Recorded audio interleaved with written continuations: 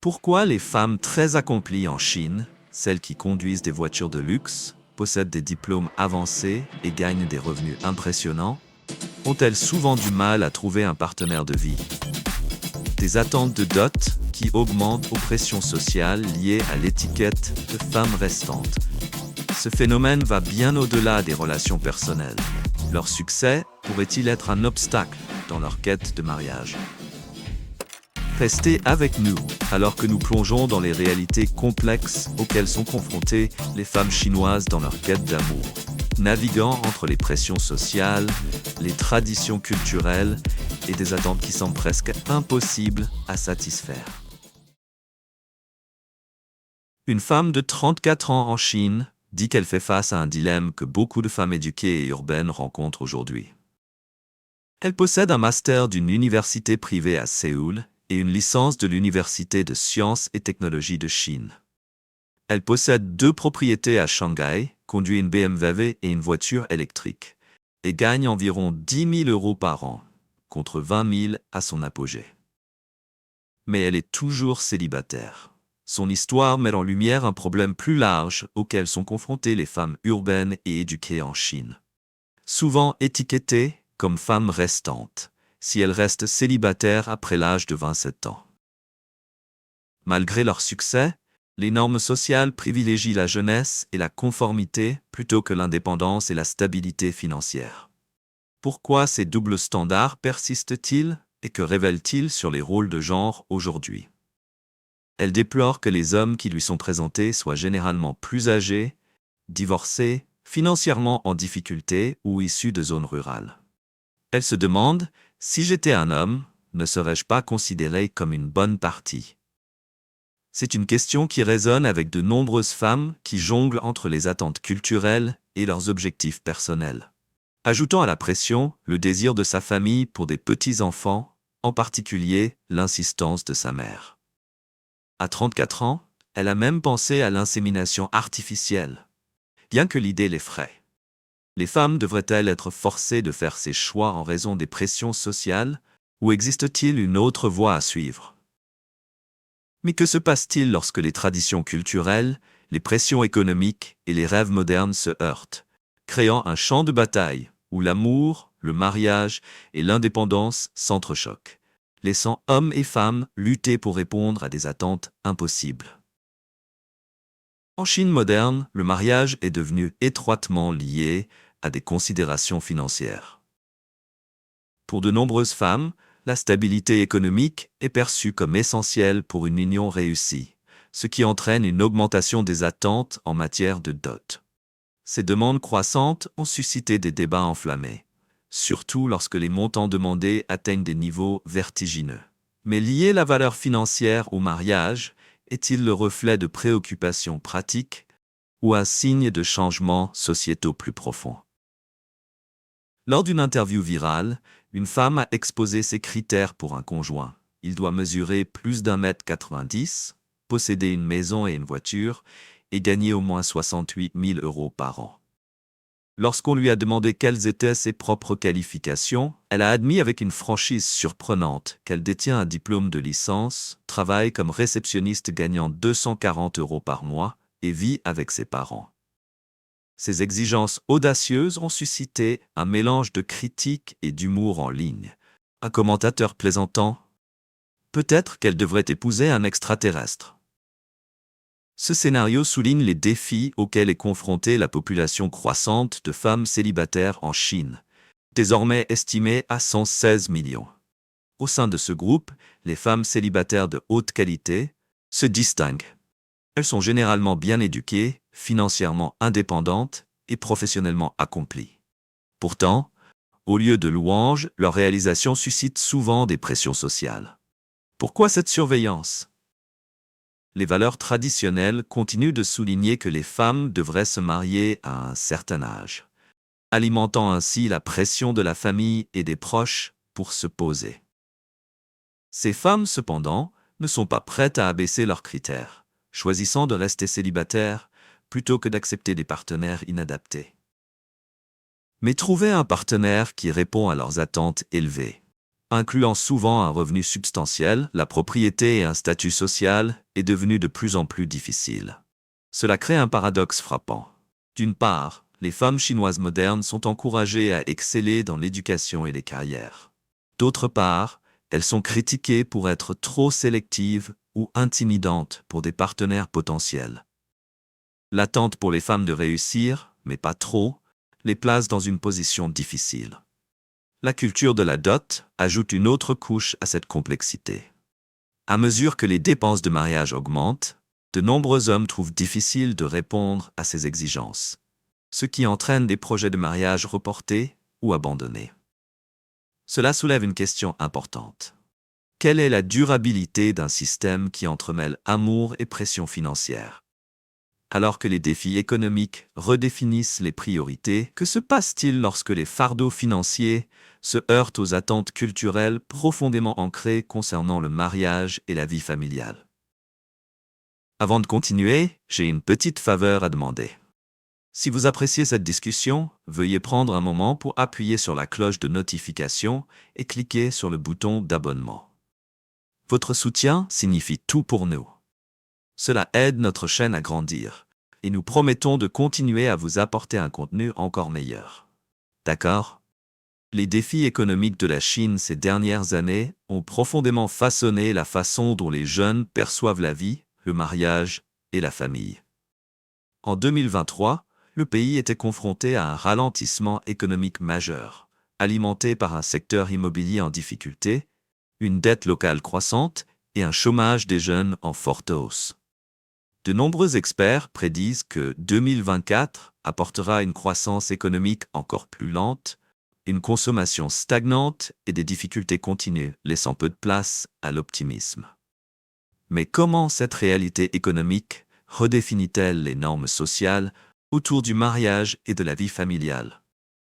Une tendance croissante sur les réseaux sociaux chinois, appelée le mouvement des jeunes pour l'instant, illustre les décisions pragmatiques que beaucoup prennent. Pas de relation, pas de mariage, pas de propriété, pas d'enfants. C'est une réponse aux pressions financières de la vie moderne. Mais que signifie cela pour une société profondément ancrée dans l'importance de la famille et des soins intergénérationnels? Ce changement est-il temporaire ou assistons-nous au début d'un changement culturel permanent? Considérons l'histoire de Zhang Yu, un homme de 32 ans travaillant dans le secteur des infrastructures dans le nord-est de la Chine. Bien qu'il ait un emploi dans une entreprise d'État administrée centralement, longtemps considérée comme une carrière stable et prestigieuse, ses revenus ont souffert de manière significative. Les salaires moyens dans son domaine ont chuté de 30% cette année. Mariage, enfants, acheter une maison ou une voiture. Tout cela ressemble à des dettes que nous ne pouvons pas gérer, a déclaré Zhang à des médias étrangers. Sans revenus supplémentaires, la seule option est de se serrer la ceinture. Pour Zhang, rester célibataire semble être un soulagement. Si j'avais un conjoint et des enfants, le stress financier serait insupportable, admet-il. Dans des régions comme le nord-est de la Chine, où la politique de l'enfant unique a été strictement appliquée, les couples portent souvent le lourd fardeau de s'occuper de 4 parents âgés en plus de leurs enfants. Cela crée une pression écrasante, en particulier dans une économie où les salaires chutent tandis que le coût de la vie reste élevé. Avec des taux de natalité en baisse et une population vieillissante, les efforts du gouvernement pour inciter au mariage et à la maternité peuvent-ils surmonter ces dures réalités économiques? Ou ce changement de priorité reflète-t-il un changement plus durable dans la société? En réfléchissant à l'histoire de Zhang, demandez-vous, comment l'incertitude économique façonne-t-elle les choix concernant le mariage et la famille? Feriez-vous des choix similaires à sa place? Partagez vos réflexions dans les commentaires. Une femme perd-elle de sa valeur en vieillissant même si elle est accomplie? C'est une question à laquelle de nombreuses femmes en Chine sont confrontées, en particulier dans une culture où les croyances traditionnelles sur le mariage et la famille entrent souvent en conflit avec les aspirations modernes. Explorons l'histoire de Jiti, une femme qui incarne ce dilemme. Jiti, originaire de Pékin, a 38 ans. Elle a une carrière stable, possède une voiture et une maison, et irradie un charme juvénile qui cache son âge. En grandissant comme enfant unique, elle a été chérie et gâtée par ses parents, qui l'ont couverte d'amour et d'attention. Sa chambre d'enfant, ornée de décorations Hello Kitty, reflétait ses rêves de romance et de fin féerique. Maintenant, alors qu'elle approche de la quarantaine, son père lui conseille souvent de réduire ses attentes pour un partenaire. Il lui dit, il est temps d'être plus pratique. Ne fixe pas la barre si haut. Pourtant, Ch'ti reste ferme dans ses préférences. Elle rêve d'un partenaire mesurant plus d'1,90 m, beau, à la peau claire, avec un grand sens de l'humour et qui apprécie les plaisirs de la vie. Au-delà de cela, elle s'attend à ce qu'il ait une carrière et, au minimum, la stabilité financière pour faire un apport sur une propriété à Pékin. Une ville où de tels paiements dépassent souvent les 100 000 €. Ces attentes sont-elles trop élevées ou reflètent-elles la pression sociale d'équilibrer romance et sécurité financière? Ch'ti insiste sur le fait que la richesse matérielle n'est pas sa priorité, mais elle aspire à une histoire d'amour digne d'un conte de fées. Elle s'imagine un homme la prenant dans ses bras et déclarant « Tu es ma femme pour la vie ». Pourtant, elle reconnaît les défis de ses aspirations. Si j'étais un homme sortant avec quelqu'un de mon âge, je pourrais me sentir lésé, admet-elle. À mon avis, le bien le plus précieux d'une femme est sa jeunesse. Que se passe-t-il cependant lorsque la quête d'une romance de conte de fées rencontre les dures réalités des attentes sociétales et le compte à rebours des normes d'âge traditionnelles? Une autre histoire captivante est celle de Han Yen, une médecin de 37 ans originaire de Pékin, dont le parcours met en lumière les pressions auxquelles de nombreuses femmes dans sa position font face. En tant qu'enfant unique d'une famille aisée, Han Yen a grandi sous la surveillance étroite de ses parents. Son père l'a encouragé à se concentrer sur ses études, plutôt que sur les relations, ce qui lui a laissé peu d'intérêt pour les rendez-vous pendant ses jeunes années.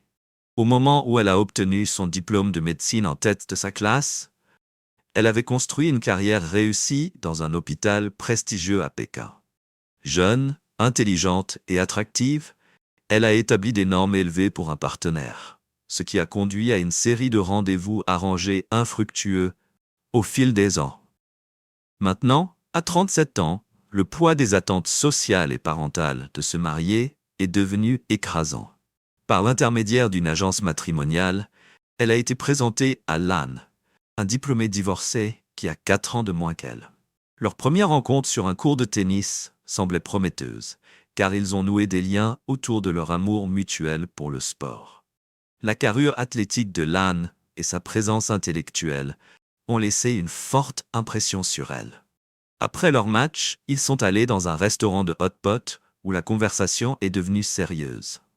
Lan a demandé « Tu n'as jamais été en couple auparavant ?» Lorsqu'elle a confirmé, il a poursuivi « Ça ne te dérange pas que je sois divorcée ?» Prise au dépourvu, elle a donné une réponse vague, évitant une discussion plus profonde. Lan a interprété sa réponse comme un désintérêt et un manque de sincérité émotionnelle. À la fin de la soirée, il a refusé d'échanger ses coordonnées, la laissant perplexe. Plus tard, sa meilleure amie a suggéré que sa réaction pourrait être due à son hésitation à aborder ouvertement son divorce. Pour Lan, son comportement réservé semblait signaler une immaturité et une réticence à se connecter à un niveau plus profond. Pour Lan, son mariage raté avait changé ses priorités. Bien que son ex-femme ait eu beauté et charme, il recherchait maintenant un partenaire capable d'apporter chaleur émotionnelle et stabilité à sa vie. Pendant ce temps, Han Yen se demandait pourquoi des connexions significatives semblaient si inaccessibles, malgré sa volonté d'essayer à nouveau. Cette histoire soulève des questions plus larges sur les relations modernes dans la Chine urbaine. Les pressions et attentes sociales créent-elles des obstacles impossibles pour des femmes comme Han Yen? Ou ces femmes choisissent-elles de rester célibataires parce qu'elles refusent de compromettre leurs valeurs? Que révèlent des histoires comme celle de Hong Yen sur les changements sociétaux plus larges, où la quête de l'amour et du mariage entre de plus en plus en conflit avec des attentes financières et émotionnelles croissantes? En Chine, les défis de l'amour et du mariage ont atteint un point critique. 2 problèmes majeurs. Les attentes matérielles et les exigences émotionnelles croissantes redéfinissent la façon dont les jeunes perçoivent les relations. Mais pourquoi tant de personnes choisissent-elles maintenant de rester célibataires? Le premier défi tourne autour des pressions matérielles croissantes liées à l'amour. Le mariage dans la Chine moderne est souvent assorti d'un prix élevé. La flambée des prix de l'immobilier, les coûts de garde d'enfants et les exigences financières familiales créent des obstacles significatifs. Les économistes parlent d'économie du mariage, où les coûts incluent non seulement le logement, l'éducation et les dots, souvent supérieurs à 20 000 euros, mais aussi les coûts d'opportunité, comme le temps et la liberté personnelle. Pour de nombreux hommes, le fardeau financier est écrasant. Le besoin d'une maison, d'une voiture et d'autres dépenses liées au mariage les force souvent à s'endetter à vie. En conséquence, le célibat est de plus en plus perçu comme une alternative plus détendue et sans dette. Même en dehors du mariage, les relations en Chine nécessitent un investissement financier substantiel. Les rendez-vous, les cadeaux et les dépenses de vacances pèsent souvent sur les budgets à un niveau insoutenable.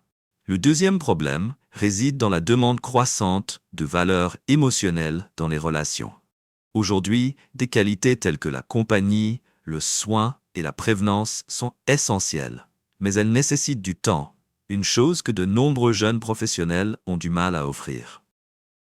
Même ceux ayant des revenus stables échouent souvent à équilibrer leur travail et leur vie personnelle, ce qui entraîne des ruptures et une désillusion face à l'amour.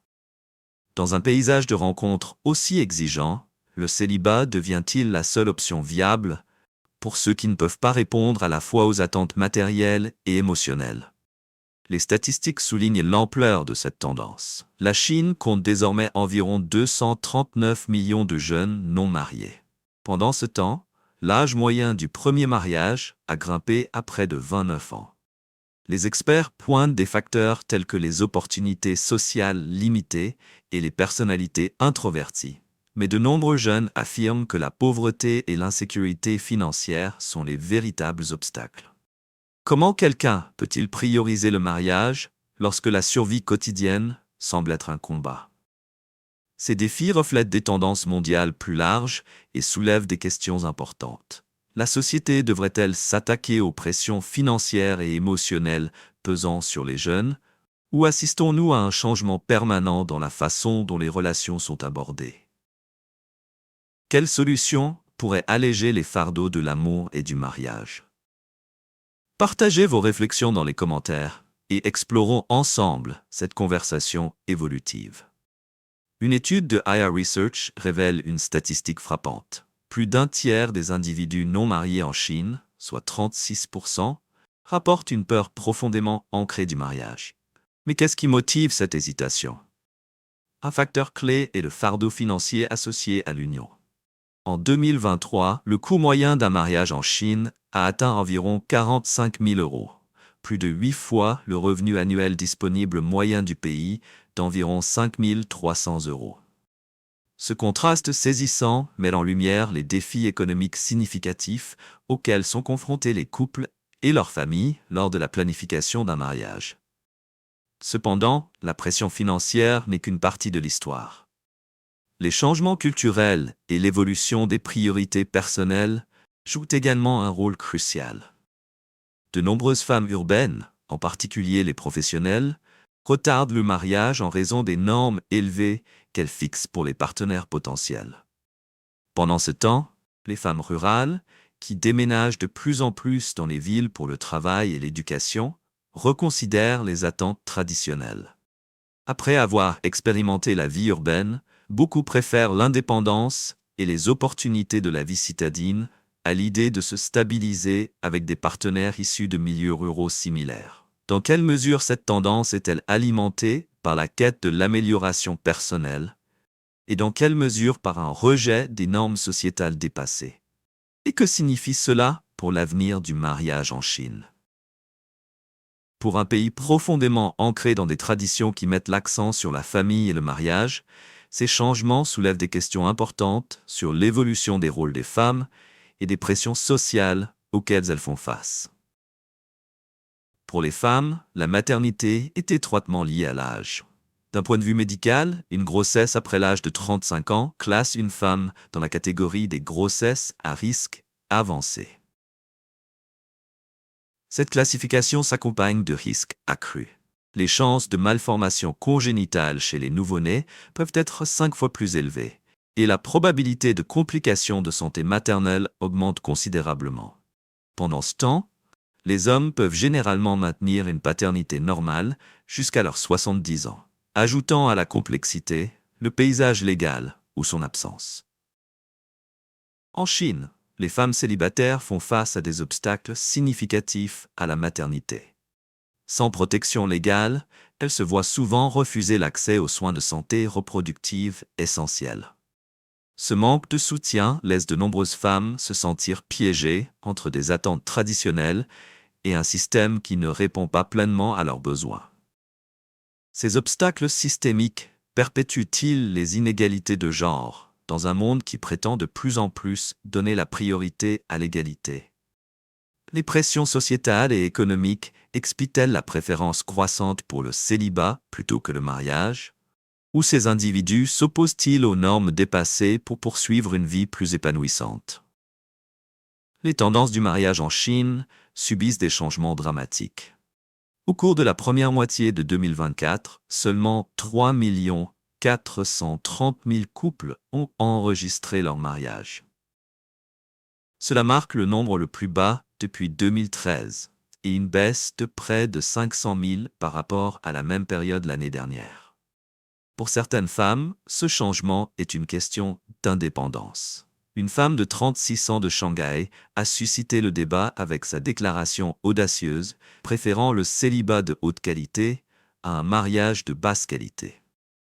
Ces paroles remettent en question l'attente culturelle d'un mariage précoce. Cette mentalité pourrait-elle devenir la norme pour une génération qui valorise le bonheur personnel au-dessus des pressions sociétales? Victor Li, un entrepreneur de 32 ans de Shanghai, a partagé son point de vue lors d'un événement pour célibataires. Le mariage est une affaire très coûteuse, surtout dans des villes comme Shanghai. Le fardeau financier est lourd pour les jeunes, moi y compris. Avec la flambée des prix de l'immobilier, l'insécurité de l'emploi et l'augmentation du coût de la vie, beaucoup choisissent de retarder ou même d'abandonner complètement le mariage.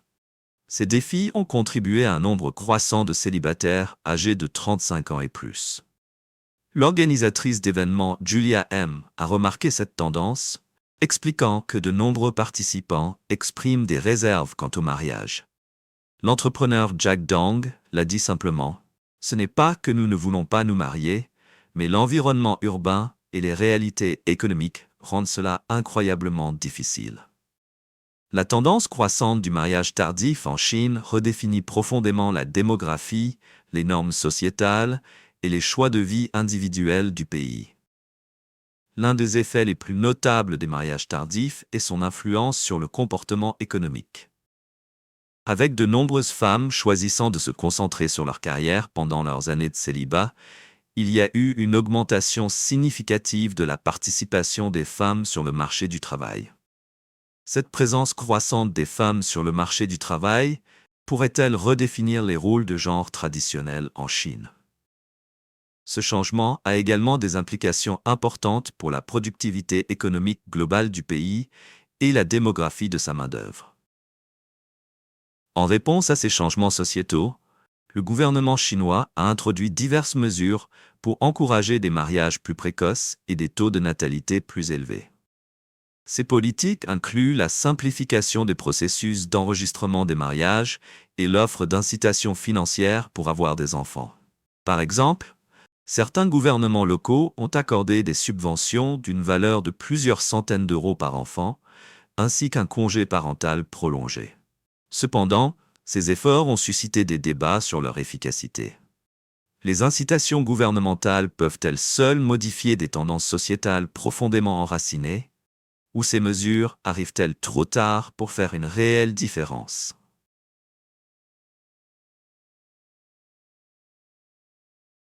Si vous avez aimé la vidéo d'aujourd'hui, n'hésitez pas à cliquer sur le bouton j'aime et n'oubliez pas de vous abonner à la chaîne. Votre soutien compte énormément pour nous. Cliquez sur la vidéo qui apparaît actuellement sur votre écran. Je suis sûr que ce contenu va vous plaire. Dites-nous en commentaire quel pays vous aimeriez voir présenté sur notre chaîne. Merci beaucoup d'avoir regardé et à très bientôt dans la prochaine vidéo. Nous sommes ravis que vous soyez ici aujourd'hui. S'il vous plaît, laissez un commentaire, aimez la vidéo pour nous soutenir et abonnez-vous pour plus de vidéos. À bientôt.